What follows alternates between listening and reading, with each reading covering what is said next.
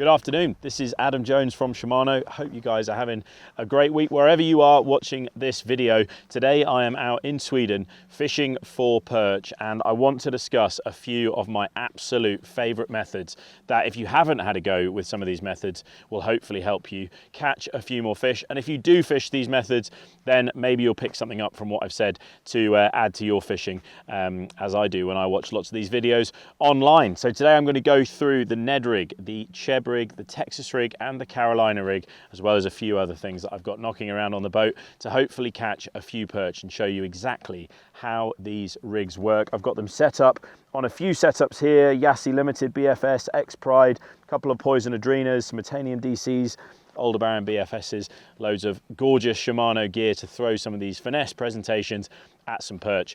These methods will work all year round, predominantly through the kind of autumn into the early spring. They are fantastic, but like I said, all of these methods will work all year, and hopefully a few of these tips will help you catch a few more perch when you're out on the bank or on the boat. Speak to you in a sec. So let's get started with a rig that is extremely close to my heart, one that I've been fishing for many years now and have a huge amount of faith in, and that is the Ned rig. So I've got a Ned rig set up on this rod, and the rod to the right I've got a slightly different shaped jig head, but it's going to work in a very similar way. It's called a football jig, and I've got it with a small paddle tail on a goby. The reason I've got that one, it's still going to sit like a Ned rig, and I'll talk you through exactly how I'm fishing it on the bottom, but I've added that paddle tail just to give it a little bit of extra action. So I'm going to start with a classic Ned, and then if I want to impart a little bit more action, then I might pick up that rod and fire in the goby. But the way I'm fishing these on the bottom is pretty much exactly the same. So let's start with the Ned rig and see how we get on. We found these fish at the top of a shelf, so I'm hoping that we're gonna find a couple of fish. So all I'm doing with the Ned rig is casting it out, getting it onto the bottom and taking up the slack in the line. And now what I'm trying to do is just feel my way, there's a bite, feel my way back to the boat. If you've ever fished for carp or any of that style of fishing where you're using a lead to feel what's going on the bottom, there you go. Where you're using a lead to feel what's going on the bottom, and this is a very, very similar presentation.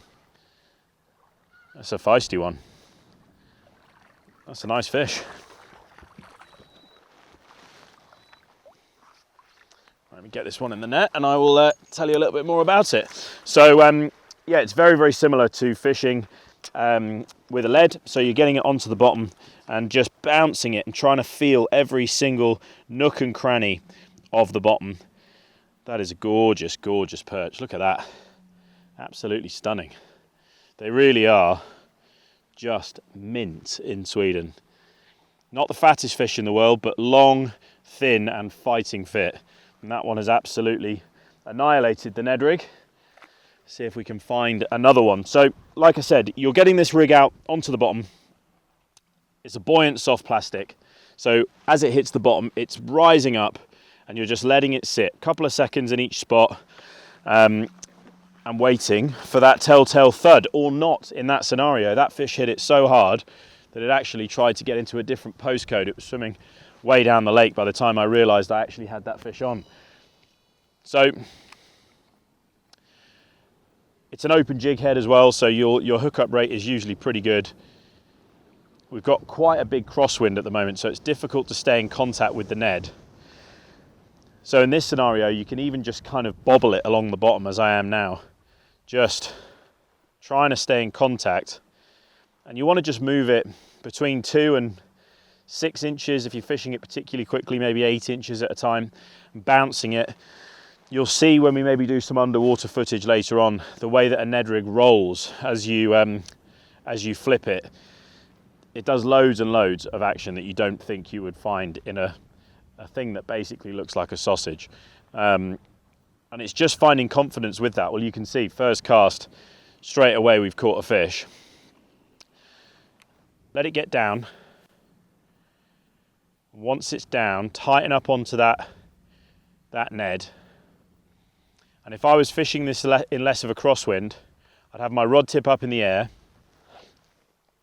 and I just want to pop it up and let it sit back down on the bottom. Just pop it up and let it sit back down on the bottom. And just feeling the rod tip, just trying to stay in contact with the weight. Maybe a couple of pops and let it sit back down. Now on the boat at the moment, we're moving from side to side with the wind. The trolling motor is just keeping us on spot lock. So there's actually some action being imparted into that Ned already.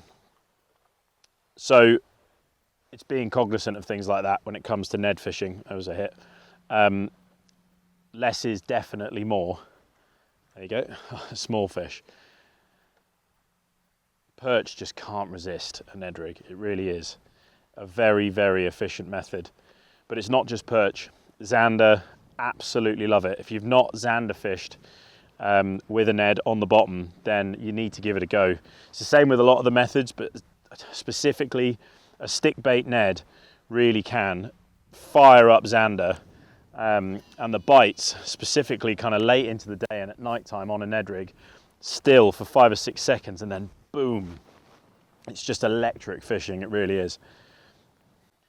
Right, so like I've just said, we've just seen the Ned rig, and now I've picked up my Carolina and Texas rig presentation. So I've said this in a couple of videos, I've set this up slightly differently. I've actually done it with float stops behind the bead and the weight, which means I can turn this from a Carolina rig as it's set up at the moment, or I can slide these float stops down to the hook and I can turn it into a Texas rig. You can actually add another float stop above the weight as well, so you can turn it into a fixed presentation, slide that weight up, it's a Texas rig, slide all the weights up, and it is a Carolina rig. Now, really, really versatile way to fish this.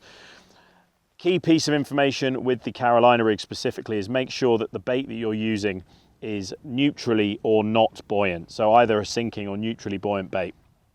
Or if you are fishing a floating bait, make sure you know it's floating and fish a much shorter leader on your Carolina. That's because certainly a lot of the baits I use are really buoyant. If you fish them on a Carolina, essentially they're just going to keep floating up like this, which can be a really good presentation, but if you don't know it's happening, it might not be what you're trying to achieve. So just think about the buoyancy of your plastic. I've got that set at the moment to maybe just under 2 feet. It's not, they're not particularly pressured here at the moment. They're fishing, they're obviously taking things quite quickly.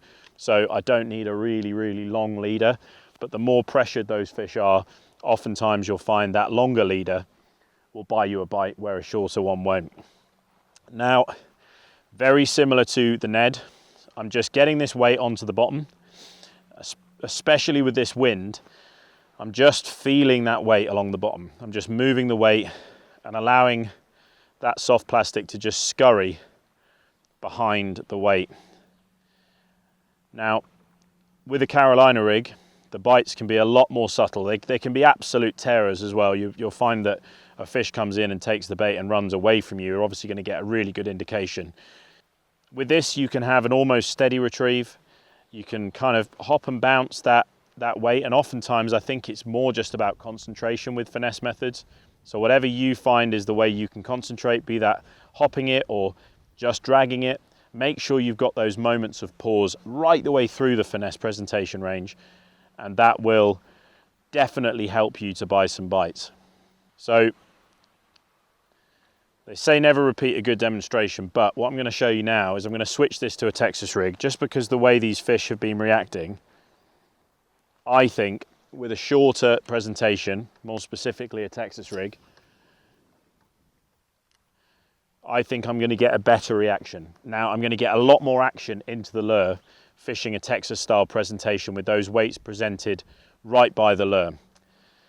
And sometimes, especially on days like this where it's starting to warm up and those fish are getting a little bit more active, just having the Texas weight right by the hook can allow you to impart a little bit more action into the lure and can help you pick up a bite. But what this shows you is, not every finesse method is equal in the moment. We've already seen that fishing a Ned rig on the bottom is working really nicely. Fishing shads is working really nicely, and fishing a Cheb weight, which again I'll talk about in a second, is working nicely. But sometimes for whatever reason, a Carolina rig won't work. And sometimes, for whatever reason, a Ned rig won't work, which is why it's really important to get your head around what you're trying to do with these presentations. So Carolina rig, you're trying to fish a more scurrying, free presentation. A Texas rig, you're trying to get that free movement of the lure, but to be slightly closer in contact with it. But it's also very good for fishing through heavy cover, especially with those weedless hooks. And then the Cheb rig, which we're going to move on to in a second, is all about a bit of a combination of the Ned, a bit of a combination of a jig head and a Texas rig. But that is the Texas and Carolina rig, one to keep in the arsenal and one that works exceptionally well in the winter months when the fish are slow and lethargic. The Carolina rig can be absolutely deadly. Let's grab a Cheb and have a little go with the Cheburashka rig. Right, so let's look at arguably at the moment one of my favourite perch rigs, and that is the Cheburashka rig, the Cheb rig. This is a 10-gram jig head. It's quite windy at the moment, so I want to be able to feel it. It's tied directly to the fluorocarbon. I've gone up in fluorocarbon as well, just to give my leader a little bit more strength, just in case we catch a rogue pike. This is onto an articulating hook, and then obviously a floating soft plastic. Now, the thing that I love about a Cheb rig is you can fish it so many ways. You can fish it like a jig, because it's just a ball jig head with an articulating hook, so you can pop a shad onto there and fish it like a jig. You can fish it like a Ned, you can fish it like a Texas rig because it's weedless. The beauty of a Cheb over, say for example, a Texas rig is the fact that it is connected to your line. You just don't miss bites when you're connected to that weight. As soon as the fish hits the Cheb weight, you are going to know that it's there. So those finicky days where you might only be getting 1 or 2 bites in a session. I've just done a session on the herring fleet towards the end of the winter where, you know, we're fishing for 4 or 5 big fish in a day, and the Cheb rig just gives me so much confidence on the basis that I get all of the weedless benefits of a Texas rig. I get the ability to bounce it around like a Ned rig. That buoyant soft plastic is still going to rise up exactly like it would if I was fishing a Ned, but I've got that instant connection with the lure. It really is a very, very good rig, and one that has definitely done me well over the years. Like I said, you can fish this however you want. If I was fishing with a shad, I could fish it like a shad. If I'm fishing it like a Ned, I'll fish it like a Ned. Again, going back to the beginning of the video, it's just about visualizing prey items on the bottom and trying to mimic those prey items. It really is a very, very good rig, and one that, again, these perch can't resist. So thinking about all of these rigs, the main thing is, like I said, with a Carolina rig, you're going to want to be fishing a non-buoyant plastic. Oh, that was a bite from a very, very long distance. There you go. You want to be fishing a non-buoyant plastic. With the Ned and the Cheb rig, definitely you want to be fishing something buoyant because you want that hook to be working whilst you've got it on the bottom, sat still. Those are arguably the best things to think about. Pop it in the net. And then, like I said, when it comes to the Cheb rig, you've got the best of all worlds. It's about making sure that your weight gets to the bottom, because if it's not on the bottom, if you're trying to fish on the bottom, then you're not fishing in the right place. There's a lovely little perch. Make sure that it gets to the bottom.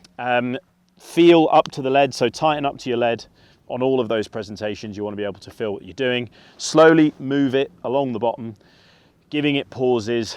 Maybe sometimes you might want some slightly faster action. Other times it's just a case of tightening down onto it and just moving it a couple of inches along the bottom. Think about colors. To be honest, as you've probably seen, I really like dark colors. So don't ask me why, but I've got so much confidence in those contrast baits, both in clear water and in dirty water. But you can kind of play around with different colors, silvers if there's lots of bait fish, more oranges if there's lots of crayfish. But all of these methods can help you put not just lots of perch, but some very, very big specimens on the bank. And one thing I've not mentioned in this video, but is something that I think is really, really cool to fish with, is skirted jigs.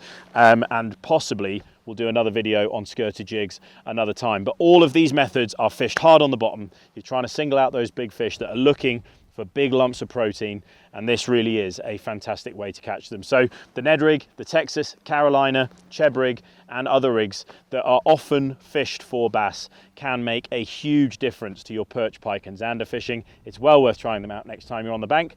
Hopefully that's been an enjoyable video. Hopefully in some of these ramblings there's been something that I've said that's interesting, or maybe changed the way that you think about fishing these baits, and hopefully it puts more fish in your net. Thanks so much for watching. As I've said in a few of the videos, please like and subscribe. There's going to be plenty more videos coming from the Shimano Predator team from this week and beyond, and we look forward to seeing you in the next video. Cheers guys.